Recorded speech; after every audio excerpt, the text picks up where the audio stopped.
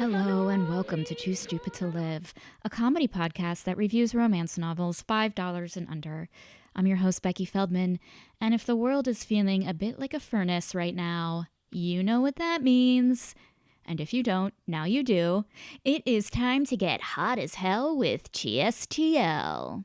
Hot as Hell with TSTL are special episodes where I talk with your favorite and soon-to-be favorite romance authors about their latest releases, their career, the state of Romancelandia, and sometimes my quandaries for some reason, but that's never intentional. And today's episode is super fun. Author Marian Bruno is here, and it was such a treat to get to Zoom hang with her. Her newest book is The Exception, which I have been bringing into conversations with everyone lately. I loved it. It's like a post happily ever after love story that is so charming and so unique, and it quintessentially depicts the experience of a millennial just trying to be an adult, especially in Los Angeles. So I hope you have a cool drink of water close by, because things are heating up. Now, please enjoy author Marian Bruno getting hot as hell with TSTL. So you took notes, and yeah, so you're like, I have some notes for your podcast. Stop interrupting people. No, not notes on you. It was more just like things to remember to bring up that I liked. Oh, okay. Yeah, because there's Yeah. a lot of okay, I'm going to start the podcast. Marian, Yeah, welcome. go for it. Hi. Welcome. Welcome to Too Stupid to Live. We were just talking about important things to bring up, and I was just looking at your author's note in your book, and I was like, okay, important things to bring up. So this is good. We're both prepared for this hot as hell with I am TSTL. so ready. So ready. Well, Marian, first, how are you? How are you doing today? That's always a loaded question because I'm a mom of two, and we have a new puppy. We just got a puppy this weekend So that you're we mom of adopted. three. Mom of three. It's just like a juggling act, but for the most part, I am very happy, doing very well. So, but not only do you have two kids, a puppy, you have a book coming out, which I assume is also another element of excitement of creation of something that's a part of you. This used to be the number one priority in my life, writing. Mm-hmm. Now it's far down the list, but it is not any less important to me. I'm actually writing my third book right now, so that is my favorite part of the day, actually. It's when I actually get to write and just create and go there in my mind and use all of this angst and whatever's happening in my life for a creative purpose. So as long as I can do that, I think I'm okay, because I suffer from anxiety and depression. I noticed you had brought something like that up. And that is my outlet. That is my healthy space. Yeah. And that's how I use everything in my life, all the good, the bad, and I put it in my work.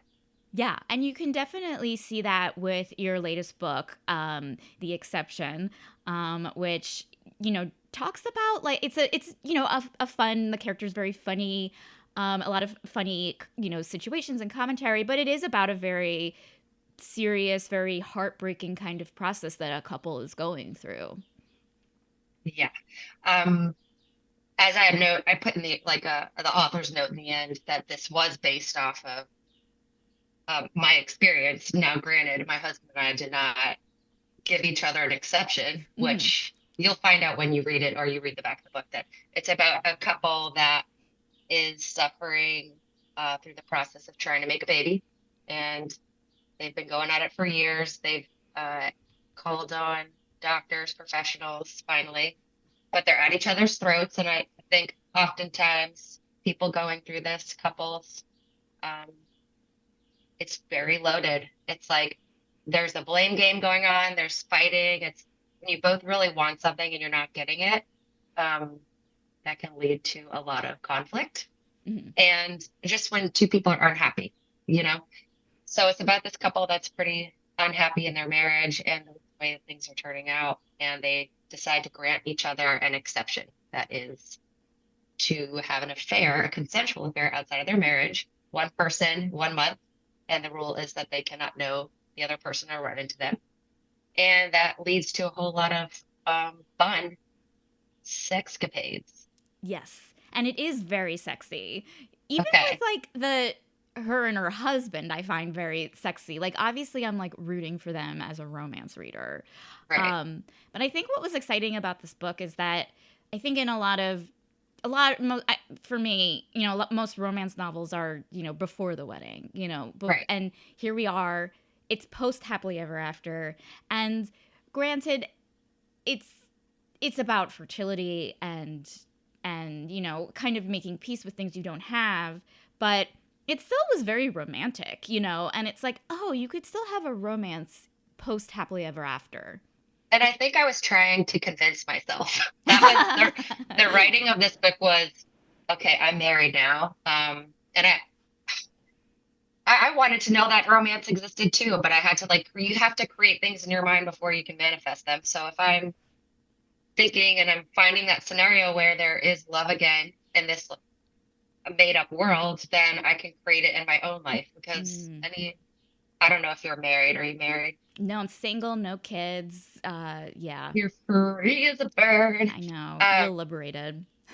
there, there's all kinds of, I mean, there happily ever after is an idea, but it's in no way real. Hmm. Um, I love to write happily ever after endings. That's the HEA. That's what they Yes. call it in all like the Hmm. blogs and whatever. Um, I need to have that in my fiction because that's what brings me peace in that moment. It makes me feel good inside. But in real life, that just doesn't work out that way all the time. Mm-mm. My husband and I are very different. I am super creative. He is like he works really hard. He's a reality TV editor. Hmm. This is where the fun stuff comes in. He works right now for The Bachelor. Whoa, that's a lot of editing. It's a lot of editing. Uh, Well, it's actually less than you would think. And I oh, thought at interesting. first, when I was watching, because I love huge fan of trashy TV. Like I'm here for it. Same. So watching how the sausage is made is pretty fun. I can definitely see where my husband takes creative liberties, but most of the work is done with the producers and like the casting and making Mm-hmm. this chemistry of like chaotic people, and that Mm-hmm. the narrative takes care of itself. Um, but anyway, fun fact: I was a huge fan of Bachelor when we got married. That was like 9 years ago. I was watching it, and I wrote my first book about that world. Mm-hmm. And it was about a nighttime editor for a reality dating show that kidnapped their misogynistic boss, the executive producer, the Weinstein. And there's some sexy stuff there too, but it's always like very feminist driven. It's not somebody come rescue me kind of shit that I don't drive with. So Right, for sure. Anyway, then he suddenly, he got this offer to work on The Bachelor recently, and I feel like coming back to that manifestation thing, there is just some magical thing happening where I entered that world in my head, and I was there and created this world for these characters, and now my husband's working on that show. Long story short, I was ambivalent about releasing it because I didn't know if that'd be a conflict of interest. Right. Um, but then I decided they're not going to give a fuck. Only if it's popular and if it's wildly successful, that's great. You can quit and we could just like hang out during the day like regular couples do, in Hollywood at least. Yeah. And even so, like there is like actual like it just reminds me of that show Unreal, which was like, do you remember Yes, that? I did. And I watched that. Yeah, of I course. loved that show. Yeah. I mean, if Hollywood can make its own thing about the what goes on behind the scenes at The Bachelor, you know. Yeah, there's stuff there for sure. And that show wasn't that funny. Oh, no, no, no. It's a Um, serious like kind of fucked up yeah, show. Yeah. super fucked up. But I always want to add humor to any situation. And IVF, infertility issues are so serious. Hmm. But the only way to get through any of that was to laugh at stuff. It was Yeah. really difficult to laugh at anything at that time. We were trying to have a kid for 2.5 years. And every time I had a negative test, it was like really depressing because Hmm. your happily ever after usually includes like the natural process of having a baby or expanding your family, adopting, Yeah. getting a dog, whatever. Hmm. And that was not happening. So naturally, you question your relationship with the person or the chemistry. And, you know, is this not right? So the book really explores that. Are we the right match or not? Mm-hmm. And is the grass greener? Because the second you get locked down, no, marriage is romantic, whatever. Yeah, The no, second we you love it. enter Great job. the, Yeah. yeah, thanks. The second you enter a contractual agreement to only fuck one person for the rest of your life, um, that carries a lot of weight and Mm-hmm. it's not as fun anymore, especially when you're trying to conceive. And I just wanted to take that off, take that off your chest, like let go, stop giving so many fucks, and then it'll happen. And my story is that we we were trying. I did 2 IUIs, which is when they put the turkey baster in Mm-hmm. you and just squirt semen. So super romantic. Um, and the doctor character in that book was totally like our doctor, just like, oh hey, what's going on? Oh, I'm just ready to squirt that semen in you. And it was just not super awkward, especially without my husband even there. Mm-hmm. Um, anyway, the third month we were supposed to do an IUI, and we went home for Thanksgiving, and it was a chaotic month. I ended up getting disinvited to my dad's Thanksgiving dinner, told to get the fuck out of his life. And I Wow. was very stressed out. Oh yeah, just um drinking my sorrow away, doing all the things you're not supposed to do, very stressed out. They all say you're supposed to be very relaxed when you conceive. So that was not happening. But then I peed on a stick and then I was pregnant. And it was Mm-hmm. like I had this aha where, God damn, I just had to let go, like really let go. And not grasp so hard for something. And I wanted to use that in the book and hopefully send a message to my readers, if I have any, um, that that's all they have to do, and that this book is actually a tool to do that, where they can laugh and, you know, laugh at their situation and hopefully relax a little bit. Yeah. I definitely think, like, even as someone who doesn't have kids and a husband, like, I related a lot to that kind of journey. Because, like, I think we're so ingrained to, like, if you really want something, you have to be devoted to it. You got to be driven. You got to be focused and forget literally anything else. And then, Hmm. at least in the case of this character, like, sex becomes like a means to an end, not a means to communicate, or to communicate, a means to like connect with your partner. Right. Yeah, and it's not fun anymore. Um, yeah, it's all about like letting go. I mean, this has been a spiritual journey, as you can tell, as much as it has been a writing journey. Mm-hmm. And you've been in Hollywood. I was in Hollywood for 16 years. I did the UCB Second City path, like gone on some terrible auditions. Mm-hmm. I was a cattle, and just treated, torn apart. Yep. And you're forced to question yourself all the time, your worth, or whether or not you deserve something. And at some point, you give yourself permission to have that in your life. Like you might get it, but it won't come in the exact form that you think. Like I never Exactly. thought that I would be a novel writer. I thought I'm gonna be Tina Fey. That's my shit. Like I'm gonna do whatever I can, wake up every day, devote my life to that, do absolutely everything that she did or the women around her did. And until I just really let go and I was like, well, it might not end up looking that way, but the creative process is still the same. And Yeah. I get to like, I'm trying to create for women with women laughing about really serious shit. Mm-hmm. Um, and that turns out to be my dream. Who knew? I didn't Yeah. know, but I'm fulfilling it. Well, tell me about that transition a bit more of going from you're out here in LA to novel writing. How did you get, like, were you a reader growing up and was it always something in the back of your mind?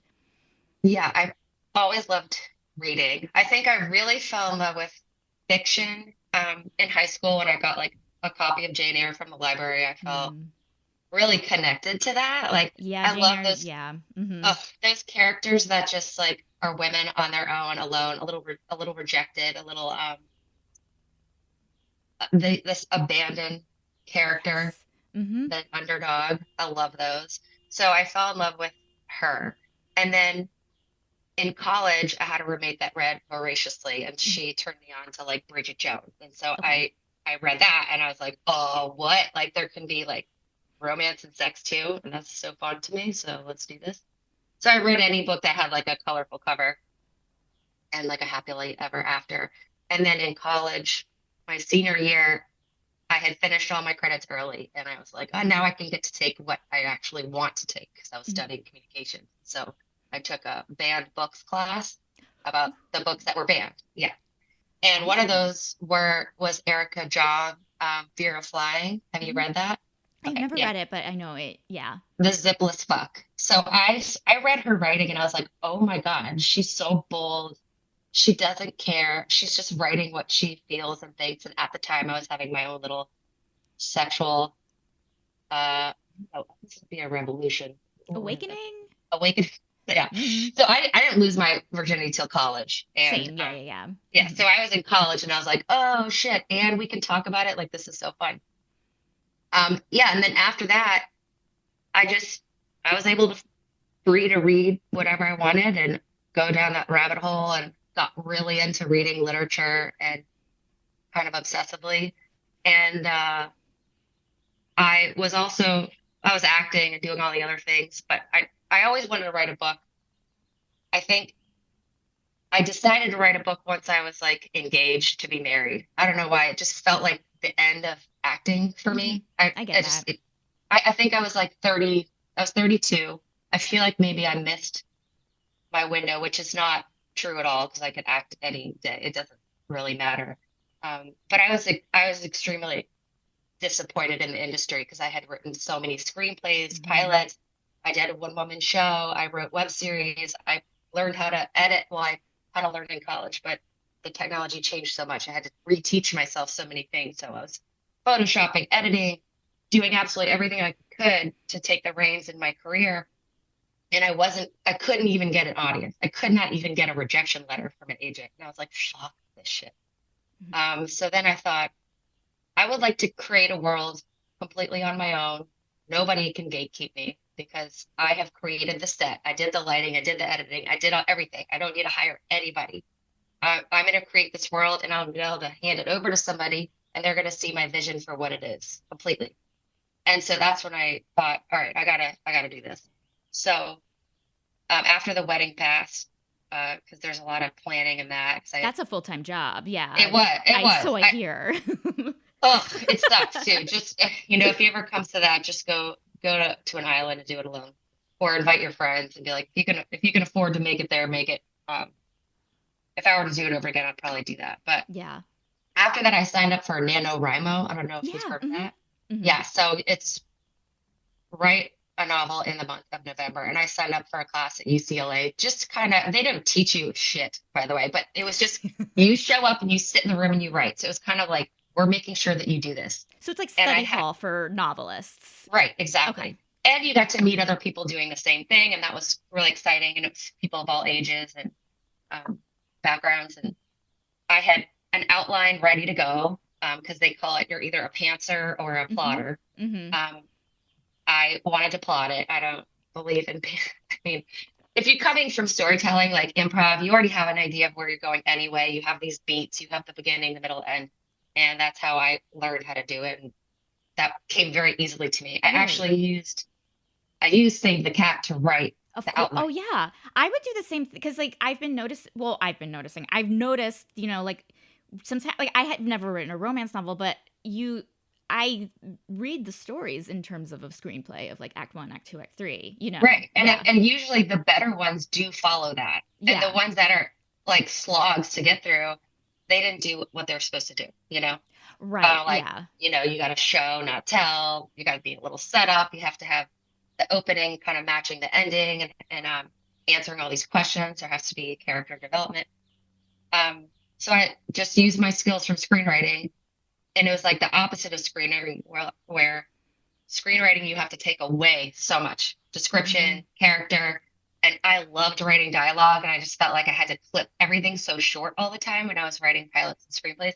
So this gave me the freedom to just go with it. Like if I really like this scene, and I can just go in there and do whatever the fuck I wanted, and that's Yeah. ultimately what I'm after. Can you tell me about, and I'm asking from like a personal standpoint about this transition of writing for the screen where, you show don't tell, you have to keep it, as you said, clipped, you have to keep it visual. The transition from writing from that style to writing prose to writing a character's thoughts and feelings, which is usually a no-no in screenwriting. That is always something when everyone's like, "Oh, are you going to write a romance?" And I'll like try, and I'll be like, "I can't do this." Like, no, the director will take care of that. You know what I Right. mean? Yeah, but you can, because Yeah. if you can see it happening in your head, you can get it on the page. And if you've done it for screenplay, you can do it for writing. And um, like when I first started writing, I found that my biggest challenge, or the thing I was most intimidated by, was like sentence structure. How do I vary it? Yes. How do I not keep Mm-hmm. saying she walked down the street, she bought a soda, she whatever? And I think I so my first book, I really hammered in and just went back through.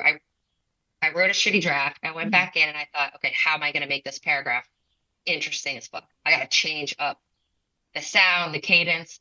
And then I ultimately realized writing is just talking. So, right, Mm-hmm. like I talk, and I do talk in a varied tone. I don't start every sentence with I. I'd be an asshole if I did. Um, so just doing that and really studying that and using that first book as like a way to teach myself to not begin every sentence a certain way, to vary it, to like have kind of like a rhythm.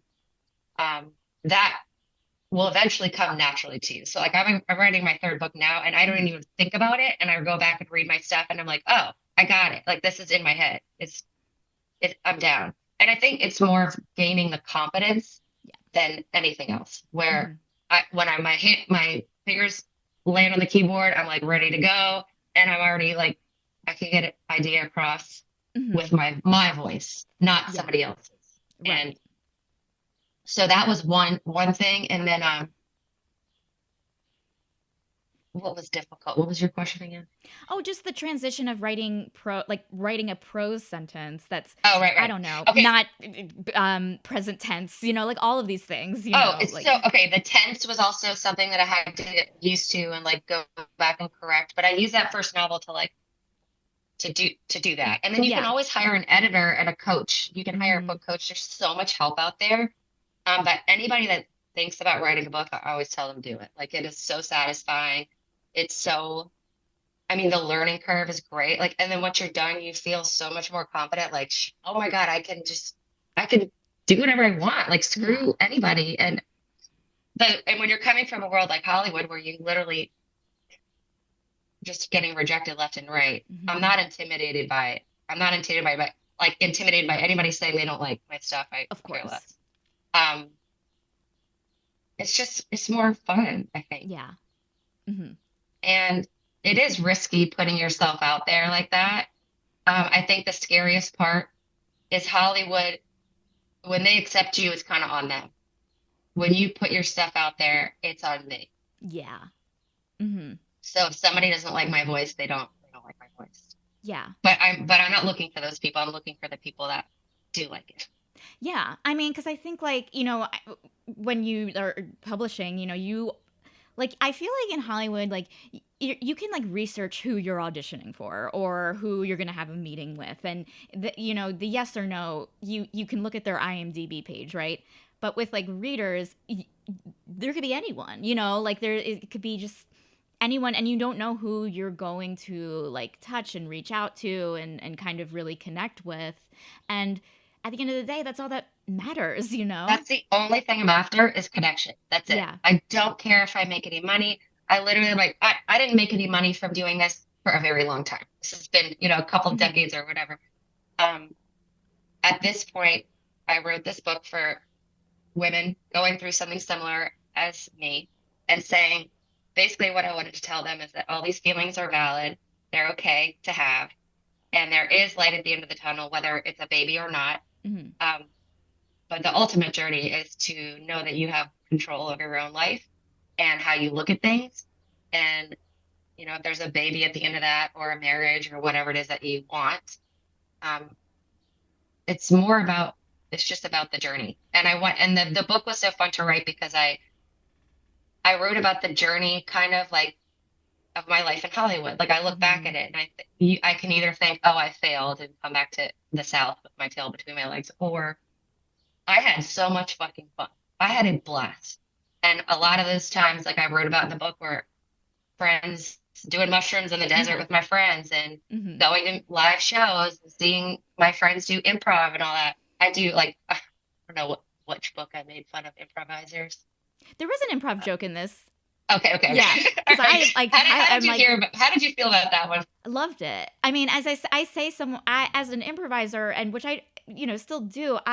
It's horrifying going to improv shows. Oh God, yeah, you're like, it's gonna be funny.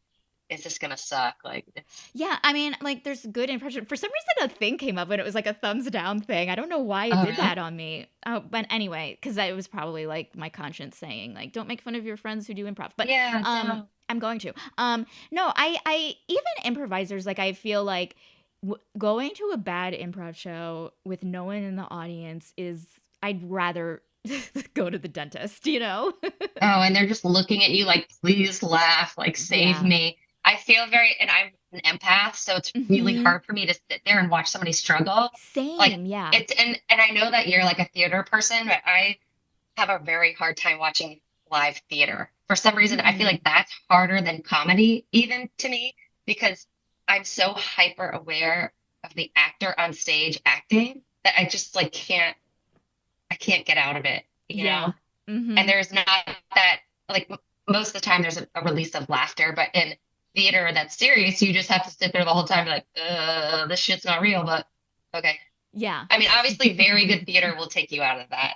Of Um, course, yeah. But there's also, but like, there's very good theater, but there's also like very, I say interesting theater, and by interesting I right. mean There's no bad. bad. Yeah, Yeah. There's no yeah. bad. Yeah. It's always interesting. Yeah. We're here to lift each other up.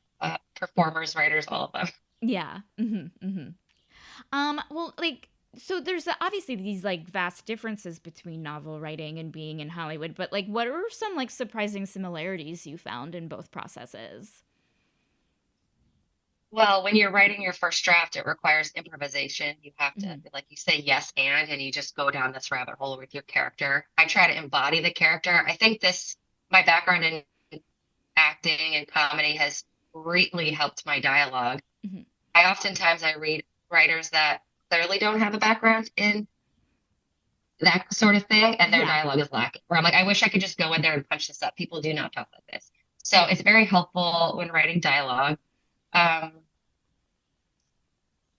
Raising the stakes, that's always Yeah. Hmm. helps, to have super high stakes and have characters with a strong point of view. Hmm. And those are usually the most fun to write anyway. Um, yeah, I think I answered that. Yeah, I feel like just because some of the stuff where we're just like we're in Becca's head, like it does feel very much like a monologue, like a stand-up thing, or like even sometimes it reminded me of like a Dorothy Parker story where it was just Oh, like these really? monologues in her head, of just like these are her thoughts. They are so weird and out there, and then you think this strange thing, and then you go back, like I really like it, you really it. There was something very like. I felt a one woman show maybe in that. You know what I mean? And I was doing that. I think what was so hard about doing those one woman shows and things is that I would work so hard writing it and I loved writing it. And when it came to perform, I would get so anxious, like Yeah. before any stand-up show, like really anxious. And I found myself like going to alcohol to kind of like ease that tension. And that would either mean an amazing show or a show where I was mumbling a little too much. Yeah, yeah, yeah. But either way, it wasn't healthy. I knew that once I wrote it down in a book, people would get to read it in its best version Mhm. and take that performance element out of it, and then I could really just talk to the reader the way that I wanted to begin with, Yeah. and put my one woman show on the paper. Mhm. Yeah. So yeah, and you're right about that. There's no denying. Like I just talked through my characters. A lot of my main characters are me. I'm not even gonna hide. Um, Me in different situations. This most recent novel I'm writing is the most autobiographical one. I've stayed away from my story. Besides, I mean, there's elements like Right. trying to have a baby, sure, but that's not my marriage. That's not my husband. That's not any of that. But this most recent one, like I was having a difficult year. I had some cancer scare. I had Mhm. My grandmother passed away. I had two children in the house. We were stuck in LA. We were stuck in the house after COVID. It was really rough. Yeah. And I shaved my head. I had a Britney moment. Great. And so it was so awesome to just do that. I think in that moment I was like, really fuck it all? Like before I've had like mini moments where I was like, fuck it all, but it was like, no, no, like this is it. I really don't care anymore. Mm-hmm. And it was like me reclaiming my body and my life. And writing about that has been like a one woman show for me, like for sure. Yeah. Like that, and straight from my mouth, like my experiences, my heart, it's going to be all laid out there. But like writing for. Is it fictional though? Or is it a nonfiction kind of fictional. memoir? No. Oh, okay. So there's other writers that have done this, like I think her name's Clara Van Dyke, where she even uses her name and like. Oh, okay, got it. Yeah. To save, like to kind of like hide her family, she changes names. But this is it's almost like, so I write an alternate reality where, okay, if in life you have A, B, C choices, this is an A, this is a C. So I took my family, we moved to Texas. I'm not from Texas, I'm from New Orleans. I could not go back to New Orleans because I didn't want to go backwards. I'm like all about adventure. I want to do the next thing. And I was pigeonholed as a certain person or identity, or it's a small town. But I wrote the book where I did go back to New Orleans with my family. So I got to explore a lot of my relationships with my family members through this big move in my life. Like a former actress shaves her head, goes back to the South, and faces all of her family. And then like, what does she do next if she's not acting anymore? Yeah. And I think you'll like the outcome. Oh, I need to know. Because like, yeah, I know. I feel like I relate a lot. Like I was like, when I first moved out here, I was like, by the time I'm 25, I'm going to be on SNL. Like, main stage player on SNL by the time I'm 25. And now I'm like 39, and you kind of are looking back and you're like, I don't know, like not like, it's like, oh, it feels like you're letting someone down by making some sort of transition if you want to make some sort of transition. But then it's like, well, who are you letting down? You're continuing to let down yourself. Nobody cares. Yeah. That's the number one thing I learned through this whole thing, is that not one person cares that I didn't make it. Yeah. They only care if you're okay. Exactly. If you're happy. And all people really care about is how you make them feel. So even if you did make it, and I met a lot of people that did, when I'm around them, I don't necessarily feel great, Oh, I mean, if they're a good person, yes, like, but that's rare. Sometimes they're like, oh, I'm so pumped that you made it. Like, you're the exact person that I want out there in the world, like influencing others. Other times it's not always the same thing. And this doesn't necessarily pertain just to acting either. I mean, I have family members that are lawyers and they like killed it in the lawyer scene. But they're assholes. So, and they make me feel shitty. So it's all about, and you're a success. Like, I don't even want to hear it. I read your credits. I read your credits. Like, you've gotten to be on set with like some dope people and like Broad City, like that. So many cool things that you've done and that you're still doing, and you're not done yet. Like, if we've learned anything, times have changed. Like Palm Royale. Do you watch that show? No, and it's on my TBW list to be watched. To be watched. Well, that one should be watched. Okay. It's it's female cast. There's so many more of those shows that did not exist when I was trying. I guess in my 20s. Netflix didn't exist. Right. I'm aging myself. Like these outlets where there's more female-driven shows and like female directors and stuff like that. So I would not even think about giving up if I were you. Oh no. And I mean, obviously there's like everyone has their own definition of success, and I think it evolves as you get older. I think there was like a mourning period I had when I turned 26 and wasn't on SNL, but it's just like you're hit by reality. But listening to you talk, it was just like, I'm like, what would happen if Hollywood was like, okay, we want to make the exception a movie? Like, there's this weird full circle. Like, I would be stoked. And guess what? I'm not ruling it out. Yeah. In fact, my husband pitched it to me as a movie. So we went on a date one night, like some swanky place on Sunset Boulevard, and those are some of my best dates when him and I are like having wine and we just talk about the beats of a story and we just come up with a whole outline. So we did that with The Exception. Mm-hmm. It wasn't until later, after the pregnancy step where I was like, I think I want this character to be going through this. I think Yeah. I want the stakes to be higher because it's one thing to step out on your marriage. I mean, for what though? For why? I don't understand that. But this had me think, it had me working through all of the stuff that I've always needed to work through, like monogamy. Mm-hmm. I had a hard, even but when I was going to get married, I already had the ring on my finger. I was still like, I don't know if I believe in this system. Yeah. I read like Elizabeth Gilbert has a book called Committed. Mm-hmm. I don't know if you read that. And then I read this book called Sex at Dawn, which is a um, great book about the history of monogamy. And that's kind of what I talk about when she's in that scene with her mother-in-law. Mm-hmm. I have this character kind of using that information that I learned in the book about like it's not normal. Like it's not normal it's more normal for a woman to sleep around than it is for a man. And I've had major issues with that because I've been with men that have cheated on me.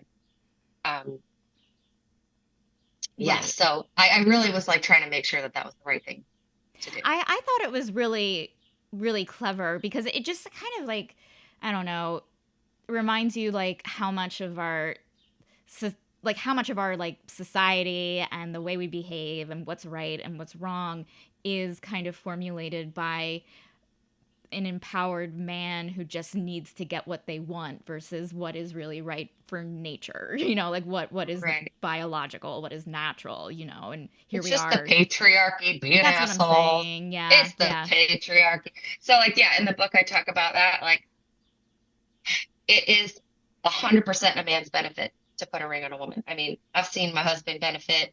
Are you kidding me? He's got like meals cooked, house taken care of. He doesn't have to think about much other than his job. Mm-hmm. And which has taken away obviously from my pursuit. But I've taken that back. I've never like let go of my pen. I've always been writing this entire time. But people don't see that. And so there's had to been some like reckoning. Yeah.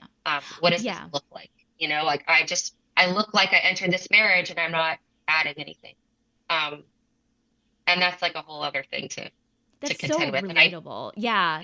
Because like I have a lot of my female friends who are coupled out here who have partners who, again, you have your ups and downs with successes, and when you have your downs with a success and your partner, let's say, is having more success than you, they're going to work doing these awesome things and you're at home making dinner and it's like, am I a housewife? You know what I mean? Like, what the fuck happened? I looked at my life and I was like, whoa, I fell into this trap. Yeah. My husband is not that person. He didn't put me there. Of course not. No. You just get comfortable in your role, I guess. Yeah. It's like, well, you're home. They're not. And something needs to be swept up. You do, right. Yeah. The job needs to be done. And it is a job. Like raising children is a huge job. I am so blown away by women that have careers and babies. Like it never ceases to amaze me. Yeah. I think like with Becca's journey, like it was about, I mean, obviously it is about like fertility and becoming a mother, but there's also this journey of her like finding her identity, and it wasn't necessarily becoming a mother that did it. I was just like thinking about like she's really into cooking and she kind of, puts together this like YouTube channel. She meets her best friend Macy, who like to me, I'm like, that's the romance of the story a little bit. Exactly. I love friendship romances. I love it. And when it comes to any kind of plot, I love a romance. Relationships to me are the number one thing. Like at the end of my life, I want to be like, I had super solid relationships. So a friendship romance is just as important to me. And I have that in both my first two books. Like there's friendships, they have all the conflict that a marriage does. There is like, sometimes you're like, I should break up with this friend or stay with this friend. There's all of that moment. And then there's those friends that you've had for 20 plus years, or like your day ones that you're like, yeah, this was effortless, Yeah. And that's the happily ever after, Yeah, and I think like right now, I mean, it's hard to make friends in your mid 30s, you know, Yeah, and really hard. especially really hard, and especially ones that like it isn't superficial, you know, like just a really good grounded friendship where you get deep, you can joke, you know, you just get each other. There's a symbiosis there. Right. Um, and I knew if anything could take this character Becca out of her head and her misery, it would be another friend. It would be a friend, Yeah. a girlfriend, you know, to Hmm. go like take her out of her element and be like, dude, there's a whole other world there. Like you've been in this house doing this shit for him, but there is so much more. There's music scene, there's the Hmm. desert, there's nature. Yeah. I love nature. Nature will always like show up in my work. Yeah. Um, Hmm. Um, that's what was the character? Was Heathcliff is the character that you know is her exception. yeah, Um, maybe, maybe not, but spoil. You know, he is. right. Is he based on anyone? Because there was something very like distinct about it. Like he felt like Did we he know feel that. real? Yeah, I'm not saying that Good. like with the exception of him living in the RV, like there's just like something I don't know. I used to walk dog. Well, sometimes I still do. Like walk dogs and like there were a lot of like chill guys that I'd, you know, go I never like saw them, but like they were photographers or editors or just like in the arts and I'd like go into their house during the day and like take out their pit bull for a walk and I'm just like looking at their lives and they're like single and they're in the 50s and it's um like but they live like they're in their 20s and like don't Right. have like hand soap, you know, in their sink, you know, like and it's just Because like they don't have a wife. It's just because they don't exactly, have a wife. yeah.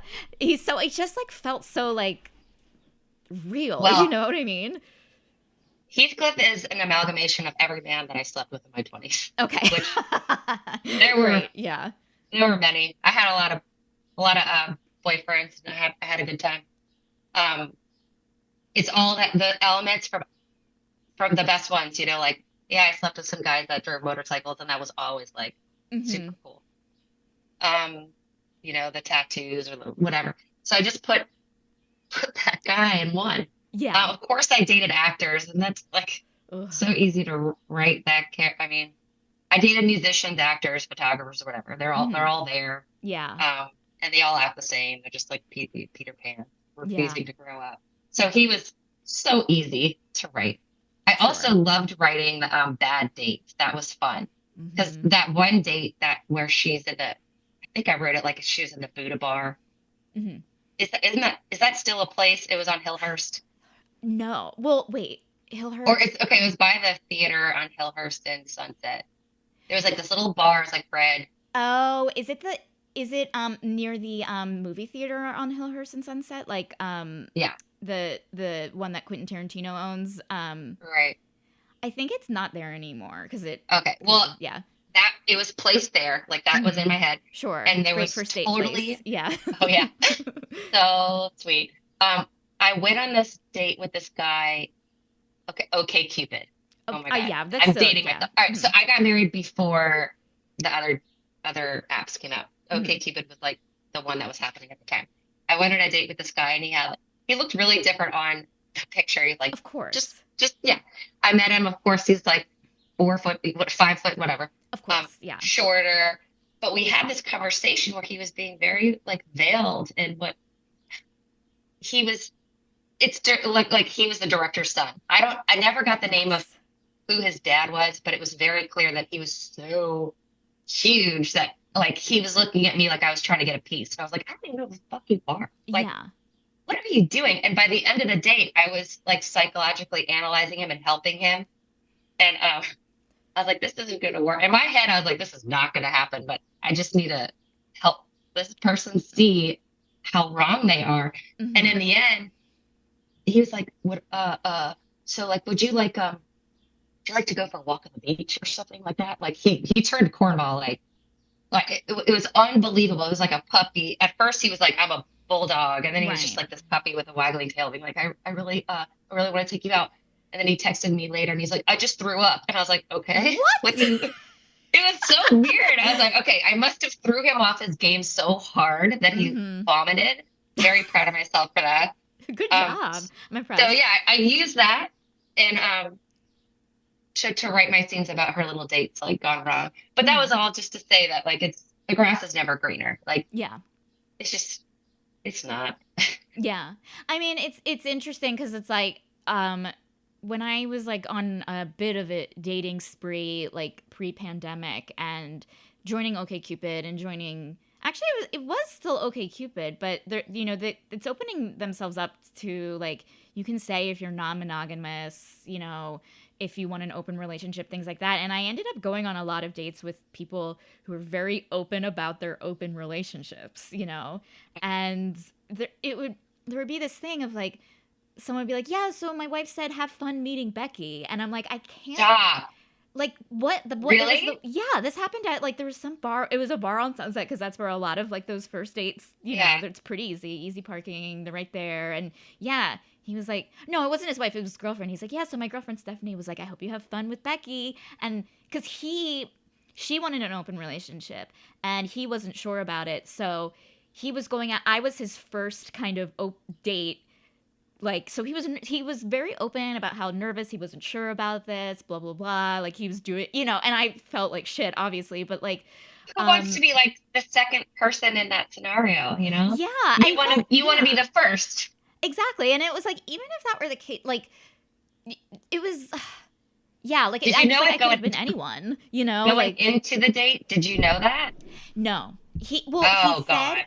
he said on his like I think it was Tinder, it was either Tinder or OkCupid, but like people are saying, open, I'm in an open relationship, and I'm swiping yes on it, so there's obviously like a Well, you're responsibility on my open, end. Yeah. but I think probably you're hoping that other person will leave the other person and Well, be with sure. you. Yeah. I mean, I that's my dream about If like, you like a happily ever after, then that's kind of what you're after. yeah, like I want like, Chris Hemsworth to do that to me. You know what I Yeah. mean? Like that would be a dream. But like I guess I was just like I wanted to go out and just get out of the house and meet people and not necessarily like do like it was just to experience life. And Yes, yet like it should be fun too. yeah, You know, and just it's not. meeting people. Yeah. No. And you realize that it's absolutely not after like 3 dates in, and then you do like 15 more dates, and then you realize, oh, this isn't fun. This is boring and hard, and like I don't like this. And yeah, I think that one was like kind of the final straw. It felt like it's very interesting that like this person is exploring this thing. I imagine he's probably on his next date wasn't as open because I did feel just like you not used. Yeah, like what am I doing here? Like just to be Yeah. your side piece? I don't want to audition to be a side. Yeah, and I don't want to like be like, you know, um even if I was a side piece, like you don't have to tell me I am. Do you know what I mean? Right. I know. Can we just have fun? Can you just sweep me off my feet and then like kind of tell me the next day after we had a great time? Exactly. Yeah, and it's just like it's this weird thing of like I still, it's hard to like break away from like kind of the things that made you feel self-conscious as a woman when you're younger. So it's like I'm doing my makeup, I put on my thing, I do my hair, and like I spend like 4 hours getting ready, and then this, and it's like all that for this. It's the worst. And I did not date much. I had a roommate that was like a serial dater. She took it like it was her job and she'd get so frustrated. And I watched her every night just dress up and do this whole song and dance. And I was just like, I don't care. Like Yeah. I'll just lay in my pajamas around if I meet the person, I meet the person. Sure enough, I met my husband outside of E Rustic, in Yeah, Hillhurst. yeah. That's still there. Yeah. I was actually watching I was watching the Kardashians. I'm just I'm just shameless, okay? I was watching that show and I thought I have dated a lot of broke actors, and I was like, I'm Mhm. kind of done. Why do I feel like I don't deserve more than that? Why do I feel like I can't be with somebody that can pick up the check and open the door for me? And I just had that thought, which I never had before, which is crazy. Like, why not? And I just thought, well, I don't think I'm gonna settle anymore. I had that thought, and then a friend was like, I'm going to see stand up at that fish taco place Yeah. on Hillhurst. The best So fish I went. taco. Yeah. Oh yeah, and it's not. So I just like was wearing my pajamas basically and went out with her, and then we pulled up to the Rustic and we were just like dancing to Michael Jackson's Earth song just Sure. outside Yeah. the car like morons. Hmm. And I saw somebody digging around in their car glove box, and I was like, that's a pot grab. And And I was like, y'all, can I have some of that? And so we just stood around in a circle with these three dudes and my friend and smoked. And I didn't even, he didn't stand out to me in any way, shape, or Right. form. He had like a hat on and but he was listening to me. And I was like, yeah, I'm not dating anybody. Like, screw all of this. And he ended up leaving a letter on my car asking to take me out, saying, I know that you just got out of a relationship, but I'm here for a hike or ice cream and whatever. That's so So I sweet. know. And he just pursued me and was very kind and Yeah. gentlemanly. All that to say that I did not dress up and put on makeup and try. Like Yeah. I was just lit in the element with my bestie, like having fun. It was like there's that bestie thing again, like having Mm-hmm. your best friend and being like when you're glowing like that with your friends and surrounded by that kind of joy, people want to be a part of that. Exactly. Yeah. 100%. Yeah. Okay. So your husband is, editing and he gave you this idea for the book. Did you like give him a first draft when you were done? Like what did he think about? Oh yeah, he loved it. Yeah. He knew where it was going. And so I would Okay. tell like when I was writing, I was like, so I'm thinking that they're gonna do this and then this is gonna be the person or whatever. And luckily I married a very secure man. I couldn't Mhm. be with anybody that was jealous. Like I Right. dated men like that before. Like that was not gonna happen with me for my life. Mhm. Um, but no, he was down. He knew who he married. He saw my stand up. It was Sure. very foul mouthed and salacious. So he Mhm. knew what he was getting himself into. Yeah, yeah, So yeah. no, he was not surprised. Mhm. That's cool. Yeah. Yeah. I mean, and again, like I really enjoyed just reading it. I think like even as a woman who I don't plan on having kids and getting married, like I really still related to the main character because it no matter what, I think you're feeling these huge pressures put on you by anything, even if it's to like have a the brand of washing machine you need, like all of Right. this stuff. And then just like having this realization of like, I need, like, my problem isn't me. It's like me bringing in all of these pressures, thinking that there's something wrong with me, and then realizing, oh, I just need to let it go. Yes. Or that there's a timeline because there's not. Like, Yes. Yeah. Yeah. I'm 42. Hmm. Say my writing career takes off, I wouldn't, as a 25-year-old, I wouldn't have thought that that would be possible. I Yeah. guess. Dude, I'm pulling for you. I think everything's gonna happen for you. Aw, thank Yeah. you. I'm pulling for you. Thank you. I will be fine as long as I have a creative outlet. I Yes. think life only gets harder. Even if I did have this like huge book deal, there's still health to contend with. You can't have control over that as an aging woman. I'm hyper Hmm. aware of that. Yeah. And also the health of your children and all that. But yeah, as long as I have an outlet, and so I really do. I think back about improv, and I look back fondly and wish I could laugh more. That's something that's really missing in my life. Laughing Mm-hmm. with other people, because believe it or not, out there in the real world, not in Hollywood, people are not that funny. No. Well, I mean, what I mean is people that value comedy as much as like you do. I see what you're saying. Yep. You Mm-hmm. see what I'm Yeah, yeah, saying? yeah, Like they yeah. might. I looked at the person and like, okay, she's crazy. She's the funny, crazy one that says whatever she wants. Like that's my job, my Yeah. role. Mm-hmm. Um, and that's hard. That puts a lot of pressure on me too, because sometimes I just want to sit and listen. I want somebody to make me laugh. And Right. you are still in this circle in this environment where that's possible. And that is like the most beautiful thing. So Aw. enjoy it.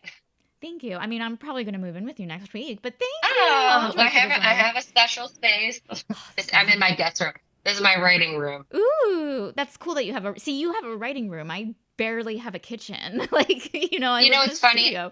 I have a writing room. See, like one of the main reasons we moved to Texas is because our money could go further. Obviously, LA Sure. is like really hard, and your home right now is no reflection of your worth or value. That is just how messed up LA is right now. Yeah. Fair. You move anywhere else, and this is what people that are not in LA don't understand.